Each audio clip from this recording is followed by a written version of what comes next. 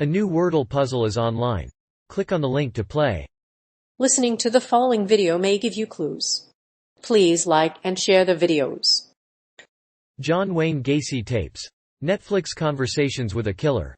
John Wayne Gacy tapes is a documentary that reveals 60 hours of unheard tapes from the notorious murderer's life. These tapes are chilling and frightening. They give us a look at John Wayne Gacy's narcissistic mindset. We can also learn about his relationship with Carol Hoff, and the PR stunt of using Pogo the Clown as his own character. John Wayne Gacy's narcissistic mindset. A new documentary by Joe Berlinger is providing fresh insight into the narcissistic mindset of serial killer John Wayne Gacy. The Netflix series will include interviews with the killer's defense team and key players from his case. The trailer claims to have compiled 60 hours of audio from his trial. It will be interesting to see how Gacy's narcissistic mindset affected his crimes. Conversations with a Killer.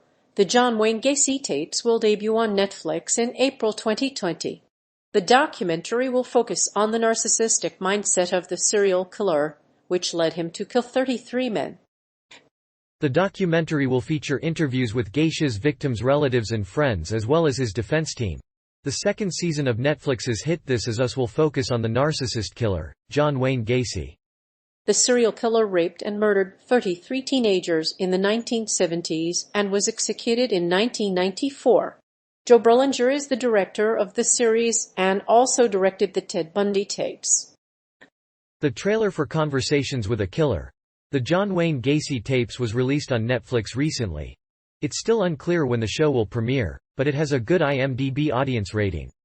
Conversations with a Killer. The John Wayne Gacy tapes will feature previously unreleased audio and interviews with key participants. Interviews are the first step toward understanding Gacy's narcissistic mindset. The tapes offer a fresh perspective on Gacy's murder spree. Gacy was an aspiring politician, part-time clown, and contractor. His conversations with his defense team reveal the narcissistic mindset that led him to commit the crimes. His relationship with Carol Hoff. The two were friends and knew each other since childhood. They went on a date when Gacy was 16 and Hoff was 16. Gacy was a successful businessman who entertained children in his Pogo the Clown costume and attended political functions, and Hoff was a poor single mother who barely made ends meet. When the two fell in love, however, she didn't think twice about the bodies in the basement. The relationship between John Wayne Gacy and Carol Hoff is a controversial one. It is widely speculated that the couple had a relationship before his prison sentence, but there is no proof that their relationship was ever secret. Carol Hoff has been vocal in her defense of her husband, and is the only person who knows the truth about her late husband's past. Yet, the two haven't kept their relationship out of the spotlight for over 30 years. During this period, John Wayne Gacy was a construction supervisor for PE Systems, a company that specialized in remodeling drugstores across the country. He often traveled to other states to supervise these projects, and he later stated that he had completed 80 successful buildings in 1977. In August of that same year, Gacy became temporarily engaged to Carol Hoff. She had 2 young daughters of her own, and they had moved into John Wayne Gacy's house in Norwood Park. Their relationship did not last. The relationship with Carol Hoff became so strained that Carol's mother reported that the house smelled like dead rats. John lied about these occurrences, and Carol was forced to move out. Their relationship began to crumble after John's behavior began to change. During one weekend in 1973, Carol discovered photos of N***ked men in his car and the couple split in 1976. His character Pogo the Clown is a PR stunt. Before his execution, John Wayne Gacy had several run-ins with the law. In 1968, he was accused of sexually assaulting a teenage boy. He spent 2 years in an Iowa State men's reformatory and was subjected to a psychological evaluation. After his release, he was arrested and charged with sexual assault again.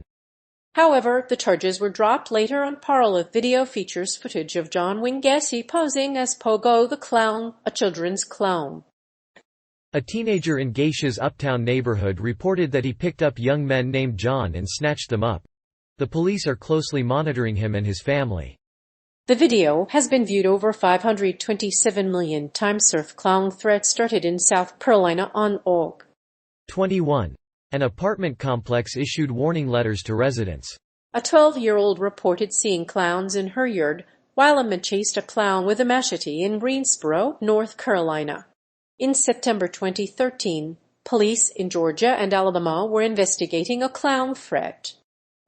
Meanwhile, several schools were on lockdown due to the threat. While John Wayne Gacy uses his character Pago the Clown as a PR stunt, the fact that he was arrested for the murder of Peast in 1978 is still controversial. Despite his pleas to the police, he has remained under surveillance for decades. Despite the fact that he was under police surveillance, Gacy has a long and profitable history in the media. He was even a successful serial killer in his own right, his execution by lethal injection. If you're wondering if John Wayne Gacy is a murderer, then you're not alone. The infamous serial killer confessed to killing 5 people and leaving the bodies in a crawl space at his house. Netflix recently released 60 hours of the killer's unseen tapes. It's a chilling, harrowing look at Gacy's mind and his disturbing behavior. The first 2 parts of Conversations with a Killer feature previously unheard audio of Gacy. The interviews took place between Nov. 1979 and April 1980. These tapes reveal nothing new, and Gacy is arrogant and self-serving throughout. In addition to that, he never takes the time to contemplate the enormity of his crimes. Conversations with a Killer may not be the most compelling of tales, and families of his victims are likely to become exhausted by the many appearances. The series also includes interviews with key players in the investigation as well as his intended victims. The series will examine how Gacy was able to get away with murder for so long. A jury deliberated for less than 2 hours, and Gacy was sentenced to death. He spent 14 years in prison before being executed by lethal injection on May 9, 1994. The deceased was identified through forensic genealogy in October 2021. Aside from being a true crime documentary, Conversations with a Killer features interviews with John Wayne Gacy's defense attorney. The show starts with Peast's disappearance and goes from there. It also touches on the murderer's personal life as well as his criminal past. The series also explores the perception of homosexuality and society in general. The final episode features a heartbreaking interview with John Wayne Gacy's former lawyer. His critics.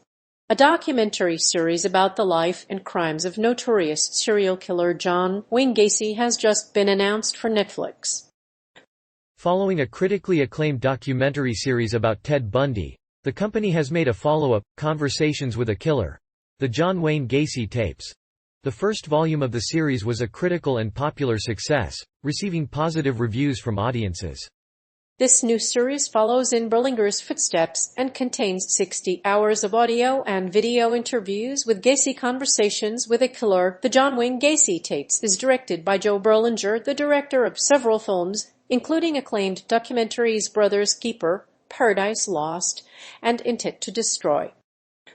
In addition to examining Gacy's life, the film also chronicles his attempts to escape Chicago police by posing as an ordinary man. While the 24th of May be tempting, it's important to keep in mind that the series is about catching the serial killer, rather than the murderer himself. The series is most engaging in its 3rd episode, which highlights Gacy's motivations and attempts to escape justice. While the first 2 episodes are more detailed, the 2nd episode is more building.